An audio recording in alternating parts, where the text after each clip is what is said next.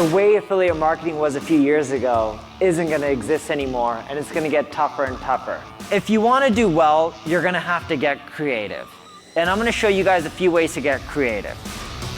The Affiliate Summit really has that opportunity and can stand on that block, if you will, to really educate the industry around what they need to know to make meaningful change. The future belongs to the companies who are willing to invest in real live, one-to-one, human-to-human interactions. These are the companies that I don't care if you're on the affiliate side, I don't care if you're on the brand side. If you want to be able to generate a lot more revenue from the leads and from the traffic that you're already getting, I would encourage you to start talking to your people. There's no other event where you can connect with the whole industry, meet everyone, get content. If you're in the space, everyone's here, so you might as well be here.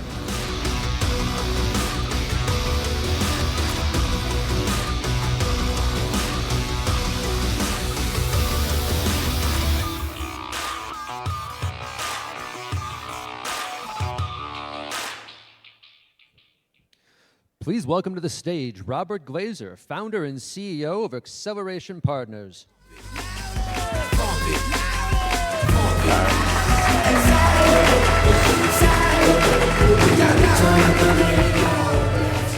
Good morning, everyone. Very excited to welcome our keynote speaker this morning, Bill Macaitis. Bill has a 20-year career helping aspiring unicorn companies grow. He's helped lead marketing and growth at a few companies you may have heard of, including Salesforce, Zendesk, and Slack. And as I said to Bill when I met him backstage, he is probably the guy responsible for my cell phone going off in my pocket all day with notifications. So Bill is here to talk to us about how to grow your business and learn from the unicorns. So welcome, Bill. All right. Thank you so much for having me here, guys. Excited to share with you a little bit of the inside secret playbooks for Slack, Zendesk, and Salesforce. May I ask, has anybody used any of those three? Maybe raise your hand. Thank you for your support. I greatly appreciate it. Awesome. Well, before I go there, a little bit about my background. I have always loved business. I was a nerd growing up in the 6th and 7th grade. I was reading Fortune, Forbes, and Business Week. I could not get enough of it. I did my first startup right out of college that I co-founded with 3 other guys. I was much dumber back then. I didn't know there were things called VCs that would actually give you money for a portion of your company.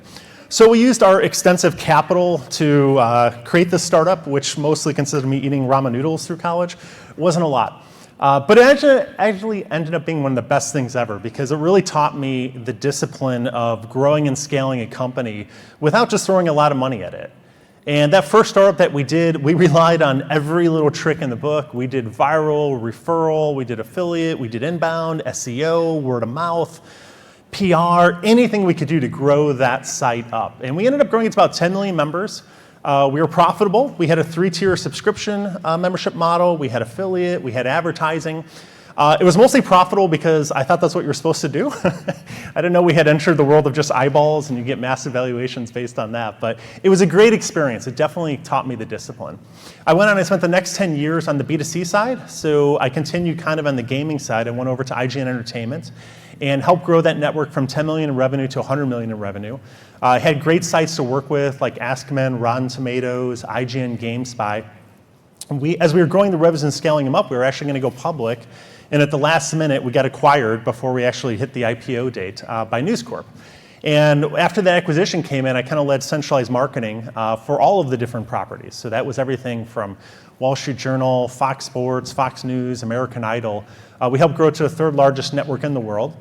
And then I went over to the B2B side, and that's where I'm going to kind of focus a little bit more on the kind of the strategies I'm going to talk to you about. Got a call from Salesforce, and at that time, Mark was creating this idea of running your business in the cloud, which was really different. I mean, to be honest with you, most companies, and they sold enterprise software back then, it was on-prem, it was hard to use, you know, you had to go through upgrades and versions, and you had to pay maintenance costs. The whole model was broken, but I was just excited to be part of a company that was telling a new narrative, kind of building this new cloud category. From there, I went on to Zendesk. I was lucky enough to come in as a CMO there. And at the time, there was only maybe 1 or 2 marketing people. So I was able to build that team up from scratch, which I loved. That was one of the things that kind of shocked me when I got into B2B was that it was coming from my B2C days, I felt like we would use every modern tactic out there. But when I came into B2B, I found that a lot of these companies would have pretty interesting, disruptive, modern products, but a lot of times they would just embrace a 30-year-old dusty B2B playbook. And I was like, why can't we take the best of B2C and do it and bring that into the B2B landscape? And so that was an amazing opportunity. Grew Zendesk, scaled the revenues up, built the entire marketing team from scratch, went through a really successful IPO. And then I noticed, I think like many of us in the room, that there was this shift happening from people going from email to messaging. And I said, I want to be part of that. And I want to be part of a company that can help create and own that category. And so I went over to Slack, very similar, joined early on, maybe about 50 people. For me, it was just an amazing opportunity to kind of disrupt this old collaboration space with new messaging coming out. Built up the marketing team, also then took on the sales team, the success team, the support team, so a little bit more of a CRO type role. But I'm hoping I can share with you today just really like what were some of the inside kind of playbooks we used that helped get us into that hypergrowth. I've been really fortunate between Slack, Zendesk, and Salesforce. I think those are 3 of the top 5 fastest ever growing software companies. So I'm going to try to do my best to kind of share those secrets. The first one is this idea of customer centricity. And a lot of it kind of comes back to just what is a brand, right? I think a lot of us will say, oh, it's a logo or a slogan. You know, maybe it's your visual identity, maybe it's your editorial tone and voice. And the way I've always thought about it is the brand is the sum of every single touch point that a customer has with you. And if you think about it, especially in the B2B world, you know, people are dealing with your marketing, your website, your sales, your success teams, your support teams, and the product, right? It's not just the product, it's all these different touch points. Yet, when I kind of looked around at the B2B landscape, I said, wow, we are actually giving really crappy experiences. You know, we're putting up forms in front of everything on the website. You can't learn about it unless you fill out 17 fields. You know, sales calls you before you're even ready, you know, to start talking about even thinking about it. If you do have a problem, you can't find the support email address. It's buried and you get support 3 weeks later. And yet we want people to recommend us. You know, we want to be this large source of growth. And I maybe ask the crowd here, ask yourself, has anyone here had kind of a terrible experience with a support time, a success, a marketing, a salesperson? If you've ever had a terrible experience, raise your hand. All right, it's pretty much everybody, right? Now raise your hand if you recommended that company to someone else. Yeah, bum kiss, as my daughter would say. 0, right? But that's how, if you want to achieve hypergrowth, that's how you really grow fast. So this was a quote, it was funny, when we were at Zendesk, we would religiously kind of follow this Net Promoter Score surveys, and this was one of the responses we got. And I remember I was reading through all the open-ended responses like, hey, why did you recommend us? And I'm sitting here, you know, I'm a marketer, I'm a data-driven marketer, I'm like, wow, how much would this have cost me if I would have gone out and spent my traditional paid advertising, and what would the cost per lead been, you know, versus this person just recommending us. And not only that, but I think if it attracts leads, you know that a word of mouth is always going to convert at one of the highest rates, right? It's an incredible source of growth. So one of the things that I say is when I look at the companies that I advise, and that's what I kind of do now. I've shifted from being an operator for 20 years, and now I do board advisory roles for different companies, is that for the really fast companies, usually word of mouth is your #1 source of growth. It should be. Right? Like if you're running a business and 80% is coming via paid and you have very little word of mouth growth, it's tough. It's tough to get it to grow. The CAC payback's not going to be there. Your magic number's not going to be there. It's tough to even to get the multiples on the valuation. So that's something that would always kind of drive us forward.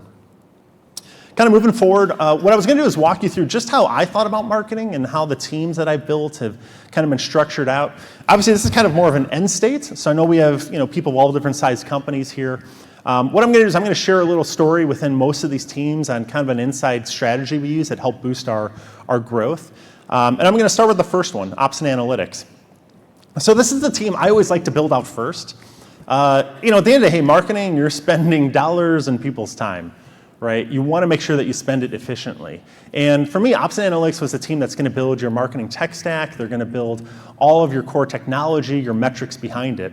And as I talked about earlier, like you want to have that word of mouth growth, but a lot of times it's like, we're all part of companies. Like, yeah, we're all about the customer and the experience, but like, how do we track that? And so one of the things we did pretty religiously again was at Zendesk and at Slack we started tracking our Net Promoter Score.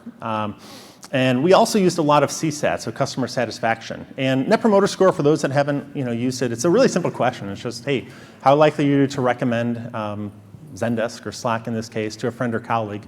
You score it a 1 to 10.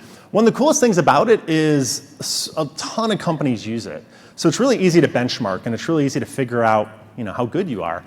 And so I was doing research on NPS for the B2B side, and it was interesting. The average NPS score for B2B software, anybody know what it is? It's an odd, random question you probably were not expecting to get asked. Minus 19. It's a pretty bad out there. There's a lot of crappy, horrible software out there. The scale is actually like minus 100 to 100. So most people don't like the B2B software that they're using, right? And so I'll tell you a story. Like I joined Zendesk, and I'm a big customer-centric guy, and I'm like, hey, are you guys measuring NPS? They're like, yeah. I'm like, awesome. What's your score? And like, oh, it's really high. I'm like, cool, well, like, tell me the methodology, because like the old school of NPS was you would just survey the owners, like the people that bought the software, not the actual users. And I'm like, well, who are you surveying? And they're like, well, just the owners, and after 1 year, their anniversary, and after we send them a birthday cake. We got a really high score. I'm like, well, what about all the people that didn't make it a year, right? Maybe we should ask them, or maybe we should ask the actual people that use the product, right? So I get in there and we send the survey out to everyone, right? It's not a sample. Like literally, this is when a couple years back when I was there, like we sent it to every single person that has ever used Zendesk. And we get the results, and I'm sitting in all hands like this, and I'm like, all right, guys, like team, like who do you think scored the highest? Did the owners, people that buy the software, the admins that set it up, or the users, the customer support agents? Like, what scored the highest? And most people at the company are like, oh, it's the users. We built it for the users. They love it. Well, the users scored the lowest, which I was like, that's not good.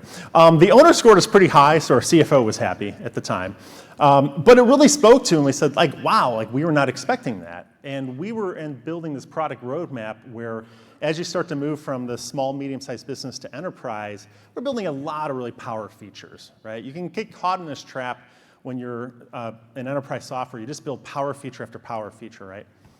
And we looked at, and the NPS surveys, one of the important things I did is I asked them just why. You ask that follow-up question. Well, why did you rate us a 10, or why did you rate us a 1?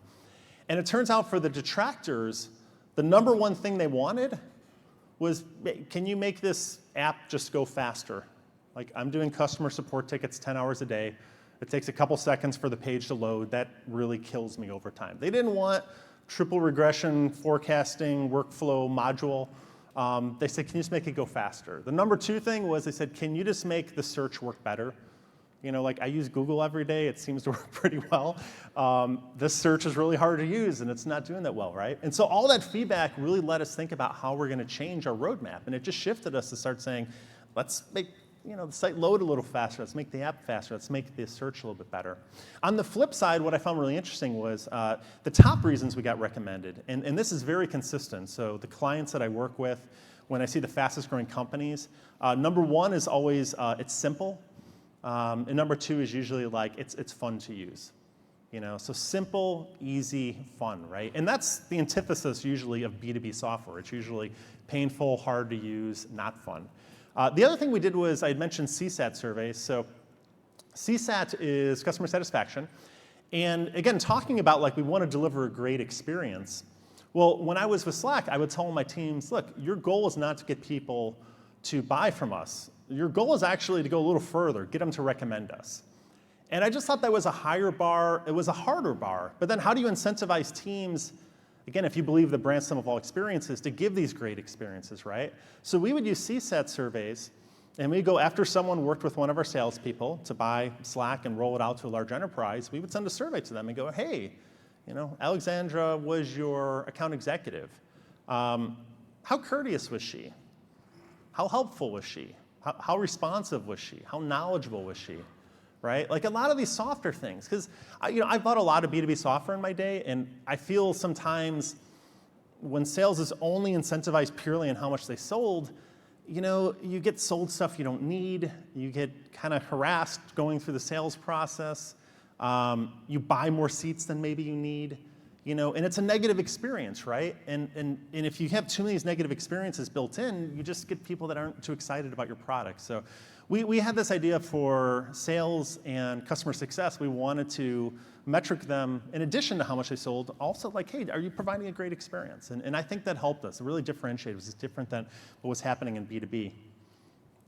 The next area is myself? Nope. Okay, pricing.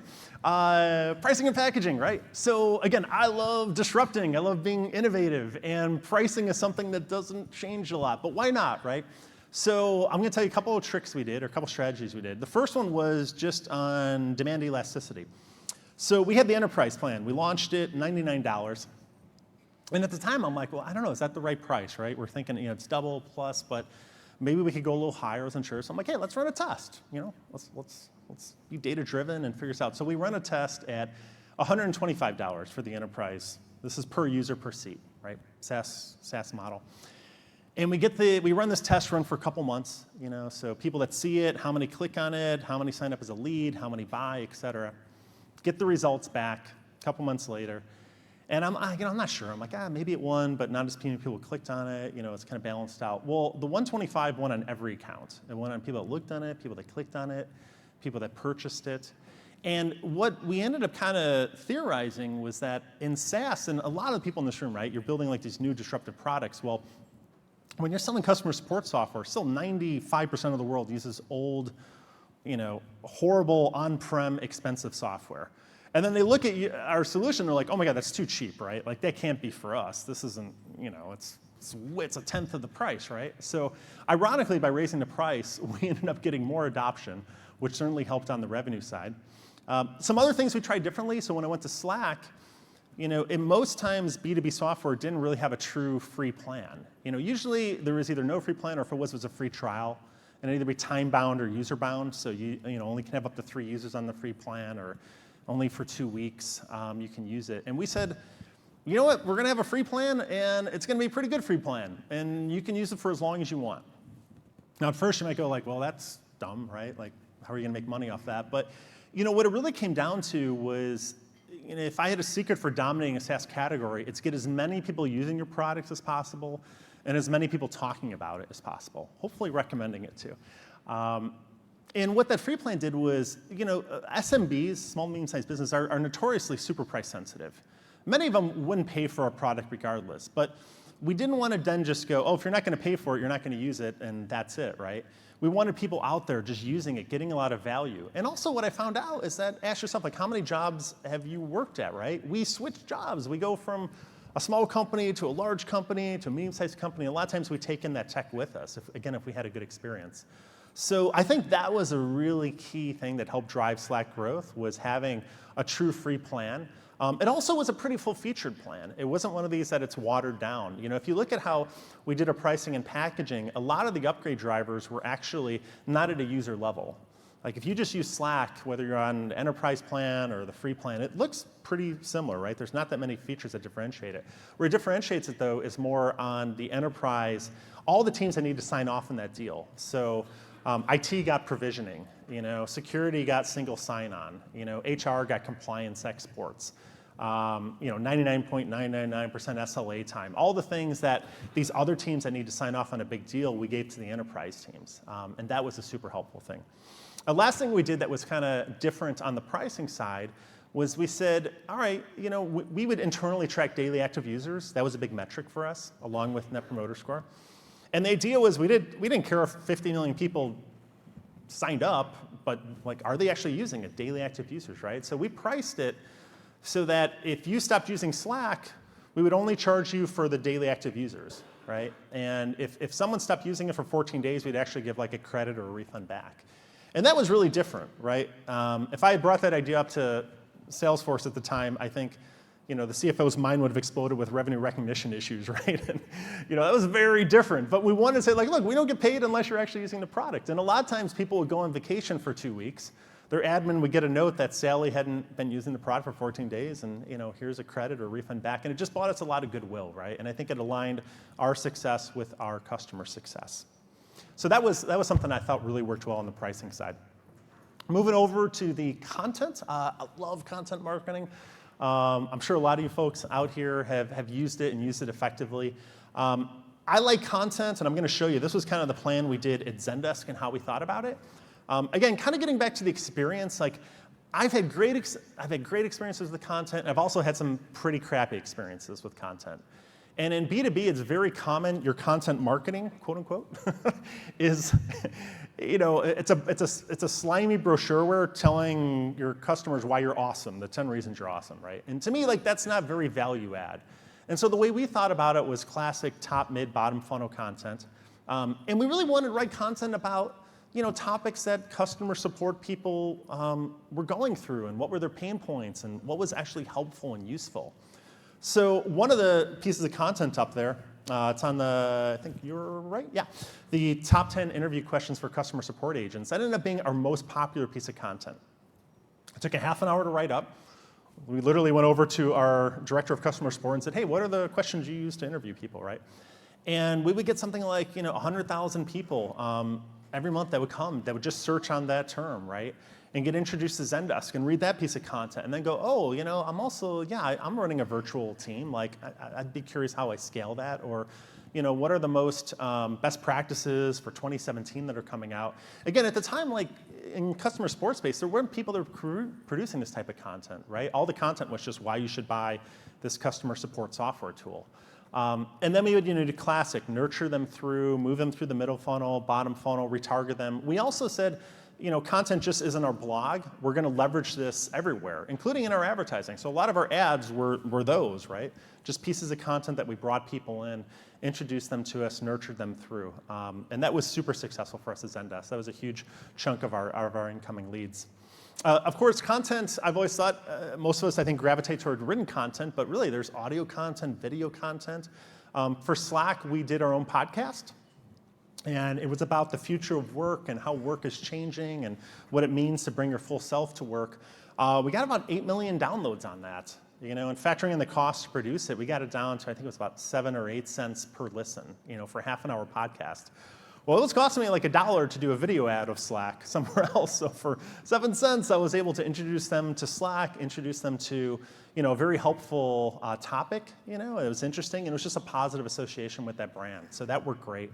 I also see a lot of people doing amazing things with just on the video content side. Of course, anybody that does search now, mobile search, so many of those SERPs now are coming up as video results. And I think that's a huge way to grow as well. So that works really well for us. Kind of continuing it on, I liked having a separate team that would think about just lifecycle nurturing versus the content team. So I want to just create great content, just kick it out, and then have a person or a team that thinks about how you actually leverage that content. Not just the prospects, but the customers, what channels you show them to, how do you move it through, right? And again, kind of moving away from just a blog. So one of the things that we used a lot was this concept of in-product messaging. I think we would like to hope that everybody comes to our blog and reads all our content, but in reality, I think we know like 3% of people will do that. But usually, for those that have a software product out there, people are in your product, right? They're in there every day. And so I like the idea of having this IPM or in-product messaging where we can let people know, hey, we've launched new features, right? We have that top 10 interview questions. Well, existing customers might like that too, right? And find ways that we can have a steady stream of communications with them. And if they want to opt out, that's great too. But again, helpful, useful communications. And I thought that was something that a lot more companies are starting to embrace, and that certainly helped us out at Slack. So kind of moving over to campaigns. I love inbound, scalable, SEO, word of mouth. But what I found, at least in my experience with B2B, is that a lot of times that doesn't always take you into the segments you want to go, or maybe you want to go into a new geo or a new vertical. And then of course, at some point, you're going to need to start throwing some more paid marketing dollars behind it. Now, whether you call the team campaigns, performance, demand gen, lots of different name sets out there. But I'm going to run you through a couple campaigns that worked really well for us. So these are a couple of, I'm going to walk you through about 3 of the different video ads that we have here.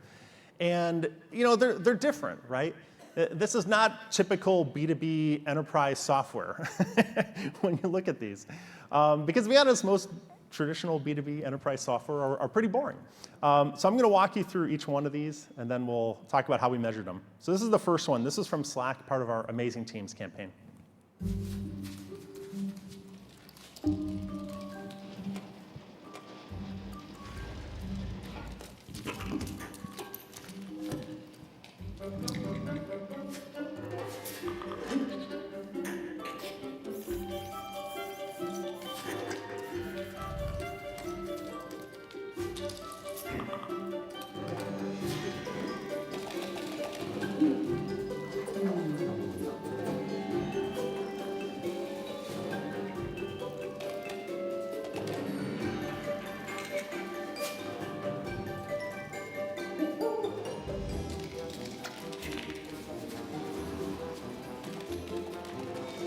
All kinds of people on all kinds of teams use Slack to do amazing things.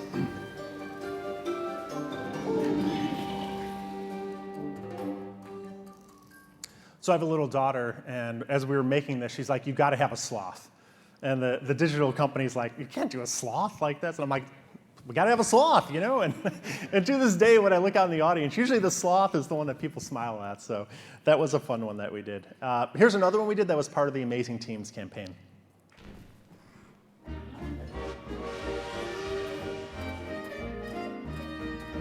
Those things may or may go wrong. Let them hear your voice. You'll find that rhythm and song make the world rejoice. Make like golden swing. Laugh and struggle and sing. La la la la la la la la. Count your blessings and smile. While you're playing your part, keep a song in your heart. La la la la la la la la. Count your blessings and smile. Sing by. Isn't it grand? All kinds of people on all kinds of teams use Slack to do amazing things.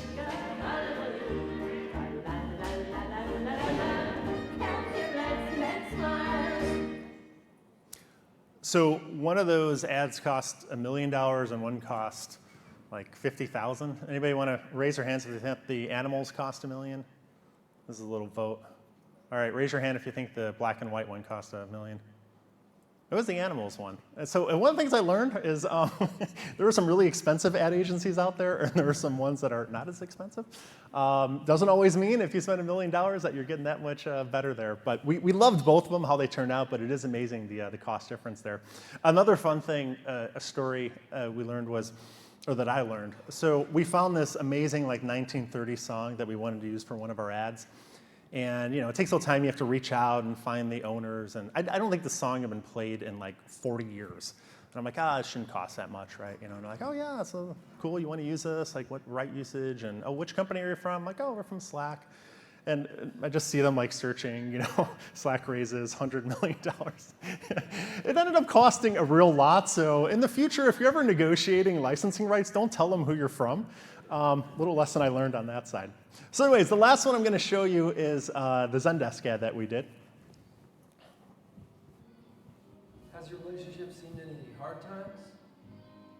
Yeah, I think every business goes through hard times with their customers. When we first met, his customer service was just awful. I didn't think I had the time or the resources for it. I would call. She would call. I would email. I was not very good at listening in those days. I was very overwhelmed. Oh. So I started complaining. I told my bridge club, my sister Lorraine, and my 41,000 Twitter followers. That hurt. Very public. So, what happened? Well, that's when I got Zendesk for my customer service. That made it a real relationship. Zendesk helped me become the business I always wanted to be. I like it when he gives me the business.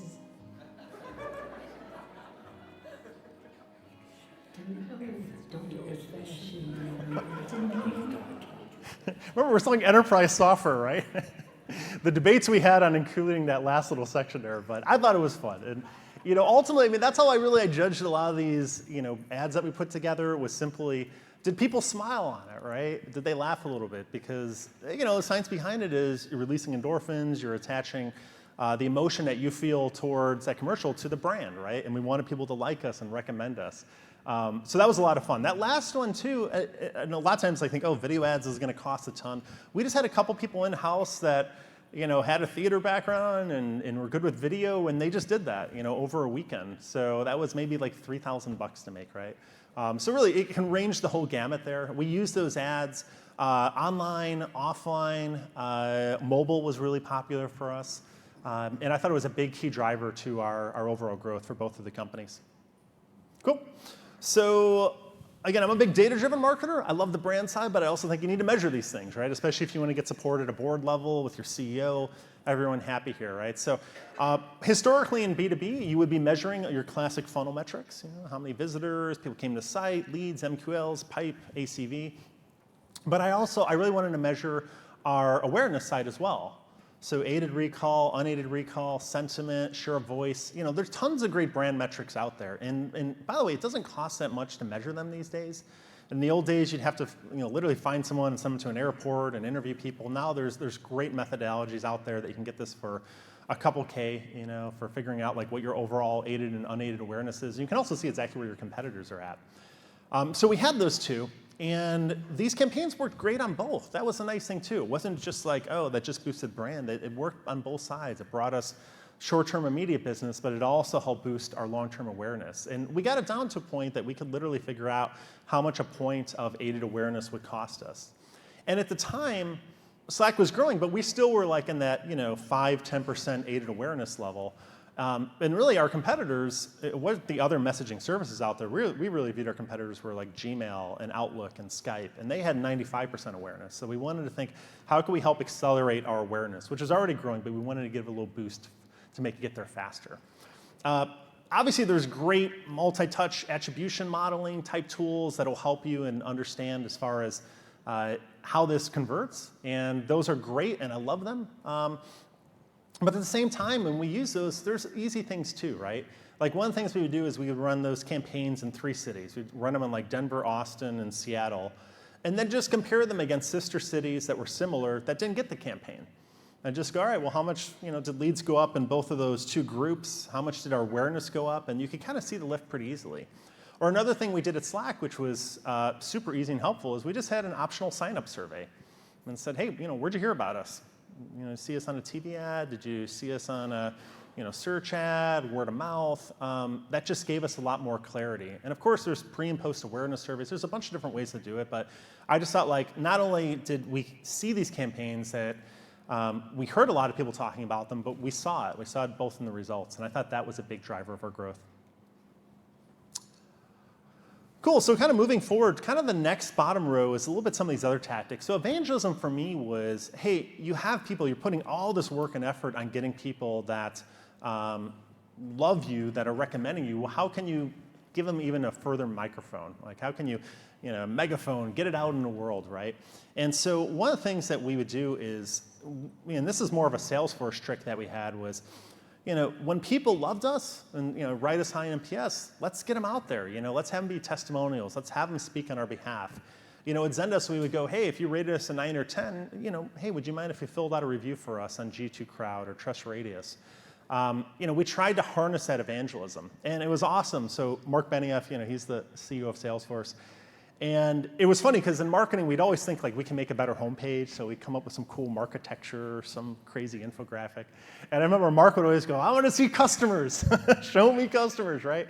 And he was right, because at the end of the day, customers are always going to have a more authentic voice. People are going to trust them more, when they hear them speak on your behalf. And it was great. And if any of you have ever been to like a Salesforce event, you'll just see like all these customers everywhere on the boards, on the walls. It was something they truly celebrated, and I thought that worked out great. Excellent. So growth, obviously growth hacking is a pretty popular term. The way we viewed growth at these teams, we're literally just a small team that had subsets of both marketing, development, maybe an analyst in there, a designer. The whole idea for us was that they could do a project that wasn't just limited to the website. right? Because I think a lot of times in B2B what ends up happening is marketing kind of builds the website and product builds the product, and nobody's kind of thinking about that overall transition. Or not that marketers might have some good ideas, but they don't have the dev resources for it, or developers might be able to do some things, but they don't know how to kind of spin it or do the right marketing copy on it. So we were big on creating this idea of a growth team. For Slack, we tested everything, and we had, on the homepage, we probably had, I think, 37 versions of that homepage.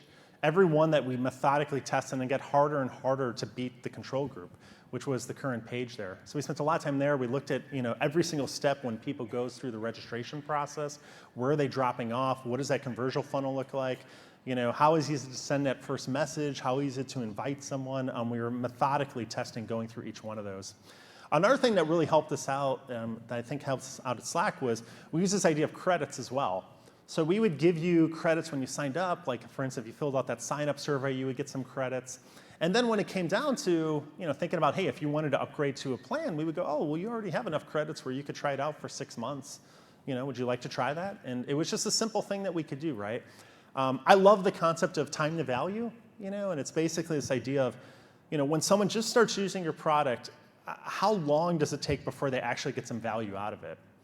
And it's hard. Like, I think I was using an app a couple days ago, and I had to go through like 9 screens until I actually got some value out of it. And I'm just visualizing, the funnel and people dropping off at every single step. And I think the longer that you can, or the shorter you can get people into that value, that they're more likely going to upgrade with you later on. And credits were a really effective way for us to kind of minimize that friction. We also did, this was back in Zendesk, we were doing reverse IP really early.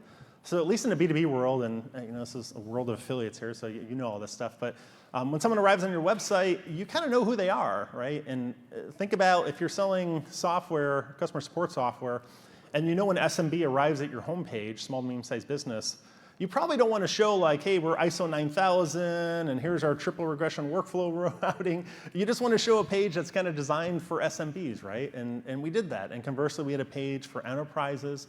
And I love ABM now. It's something that I use with a lot of my clients, thinking about really targeted ABMs that'll target individual company, an individual department, even an individual role within the organization, and go after whatever. Maybe it's the top 50 accounts, saturate them with the right ads, the right nurturing.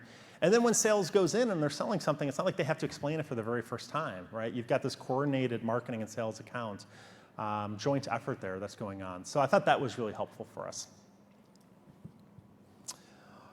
Brand, we spoke to it a little bit here. I just say, in my experience, at least on the B2B side, 99% of the tools out there are, I hate to say it, they're boring, they're lifeless, they're sterile. When you use them, everything is utilitarian, okay, accept, next. There's no fun in it. And so I think with Zendesk and Slack, we tried to be different. It's like we had a giant green Buddha, with a Zen and saying, love your help desk, right? That's very different than most of the other customer support software solutions. Or Slack, it was like, we put out ads with, she's riding a unicorn and saying, what does it feel like to sit in 25% less meetings? Very different visual identity. The colors were very bold. If anyone uses Slack, you'll see like the loading message of the day. If I worked for Microsoft, it would have been a little hourglass just circling there and said, hey, well, the app's going to take a little while to load. Let's do a message of the day, right? It's just something fun, someone to smile at. Or even like, I think infusing, like create an editorial tone of voice and then put it into your product itself. I think to this day, I think Slack's one of the few companies that actually has in the release notes, we try to make them fun to read and a little entertaining. So next time your Slack mobile app updates, just go in there and look at the release notes. They're kind of fun. Or anywhere where you could kind of find them out. Like you can actually, for those that use Slack, you can actually just search on yourself and you can write notes and stuff in there. And just a little opportunity to have some fun. And so, that's how we tried to look at it, was just to infuse that brand everywhere, where it's an editorial tone and voice, a visual identity. We didn't like the separation of website and product, marketing and development. We tried to fuse these teams together so that they could really think about the holistic experience that someone was having. Great, so the last thing here was just having some fun, right? So this is the last video I'm gonna show, part of the presentation. Anyone that does SEO out there, I love SEO. And what you'll find in kind of the business software space is people will usually search on your name plus alternative. So Slack alternative, Zendesk alternative, they're looking for other solutions out there, right? And so we kind of noticed this at Zendesk was happening, and we said, well, what if we made a little video that would help us rank on that term? And this was that video. How can I help you? What's your name? What's the last four of social? Hey, so how'd you guys get started? Me and Roddy started the band in '94 in Seattle called Zendesk. What kind of band are you guys? Well, we're fucking alternative, man. So what's this album about? Email support. Some guy stole our name for his computer company. What? What kind of company? They make customer support software. Benji, shut up. And because he shows up with a bunch of money, now I am doing a customer service concept album. Benji. Well, Eric is a student of Zen. And in this process, he's being asked to question everything he believes about the freedom of the soul and the truth of expression. But to make all of this happen, we need Zendesk. Well, the other Zendesk. Oh yeah, customer service. Customers.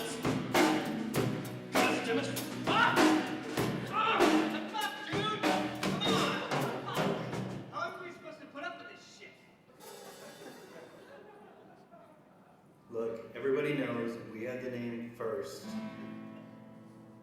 Hey,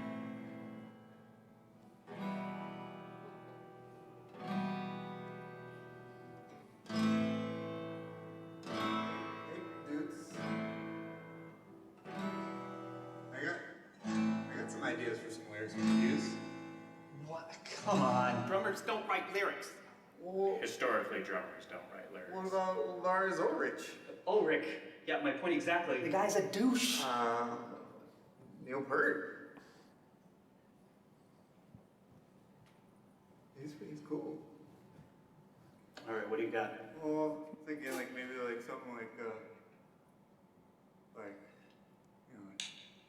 customer service, it might make you nervous, but you cannot hurt this. It's my deepest purpose.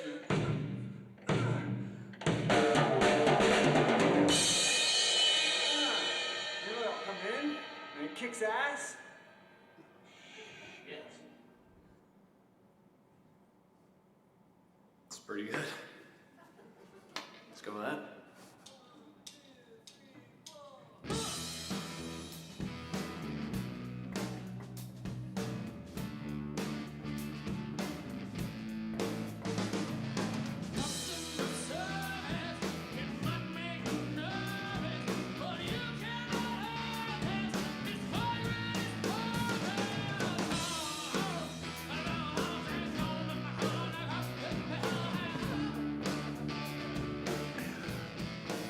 So that, to this day, that was made almost 8 years ago. Thank you. It was made by a couple of guys internally, that wasn't outsourced or anything like that. And to this day, there are about 10 companies that have tried to optimize around Zendesk Alternative. And if you all search for Zendesk Alternative, that is the #1 ranking there. So sometimes you can do something a little outside, have some fun with it. So anyways, those were probably about the top 10 inside strategies we use for Slack, Zendesk, and Salesforce. Hopefully they were helpful, and hopefully it inspired you guys. Thank you so much for having me here. Appreciate it.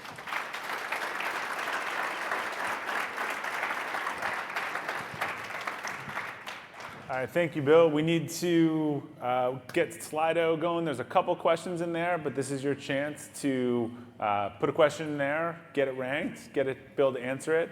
Let me start off with a question I wanted to ask you after looking at some of that. So I'm going to butcher this quote, but there's a quote that someone said where marketing is the tax you pay on a poor product. There's a lot of focus on marketing, and sometimes not on making the product or the user experience better, but really trying to how do we sell this?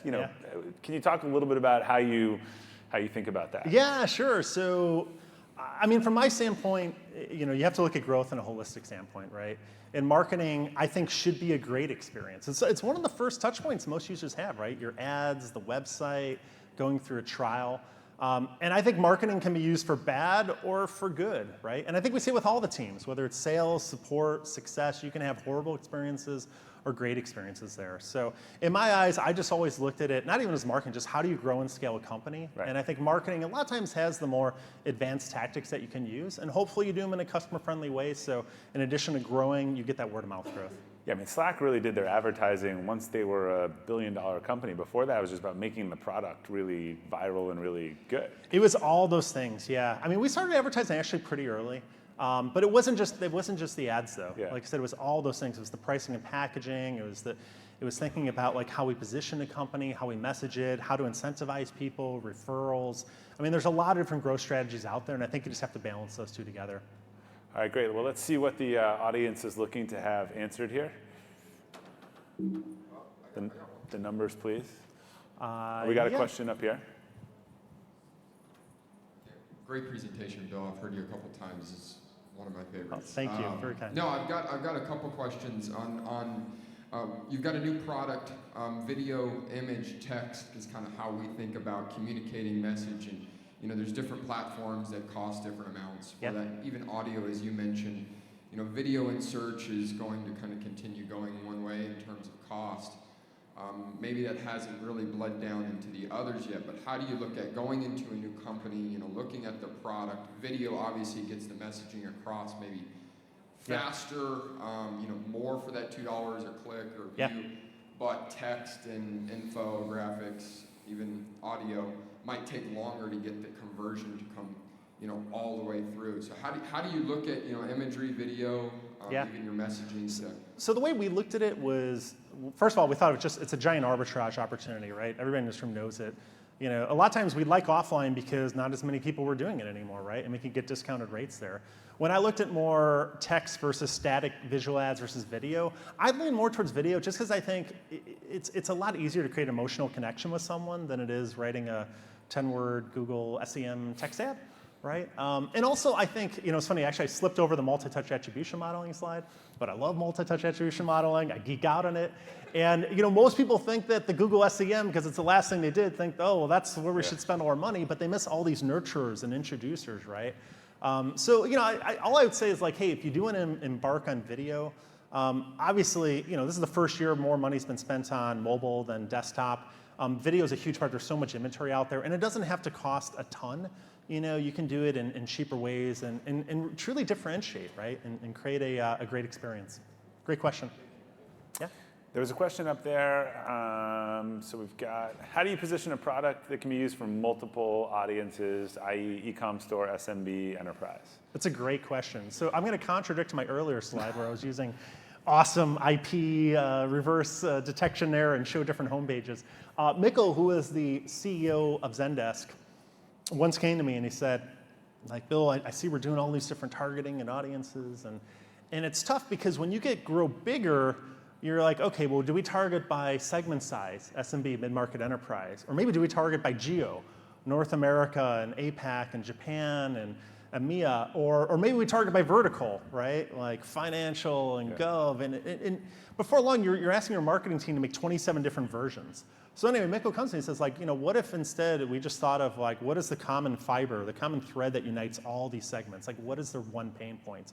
And I think that's the answer of how you do it, right? Now to do it, you have to do a lot of research. You got to talk with your users, your customers. And to me, it was find out what their biggest pain point is that connects all of them together. And I think that's a lot easier and more scalable way to do it. All right, I think we probably have time for one more. So I'll amend this one. So what's the biggest mistake that you learned, that you had in like just #fail, but more importantly, I guess, why? Like, what did you learn from that the next time you'd say, well, we're not going to do that again? The biggest mistake we made, so we were at Zendesk, and we raised prices, which I talked about. This was actually an earlier time when we raised prices on pretty much everyone. And literally for the SMB segment, they were bringing out their pitchforks. We were getting tarred and feathered online. I mean, it was literally, it went from like $3 to $3.30, right? It was so cheap for the SMB, but it still was like, oh my God, you raised prices on me. So what I found and what I advise anyone, if you're running a SaaS program or anyone else, grandfather your existing customers, right? Because you know what, you gotta believe that wherever you're at now, in 10 years from now, you're gonna be 10x that. And these are the users, again, that are gonna recommend you, right? You wanna give them a positive experience. So that was helpful. I'll answer the last question just because I saw it on there. The Slack logo change, you know, to be honest, I wasn't as big of a fan. Obviously, I was partial to the logo when I was there, right? But I understand it. You know, what happened was that old logo, it was so easy for it to be misused, and people would constantly put it on the wrong background, and it looked horrible. So I do think, though, like for any company out there, you have to be really careful about the brand equity you've invested and that have built up over time. And things like name change, logo changes, that comes with great risk, right? So anyways, that's how I thought about it. All right, great. Everyone, thank you very much. Thank you, guys. Appreciate it.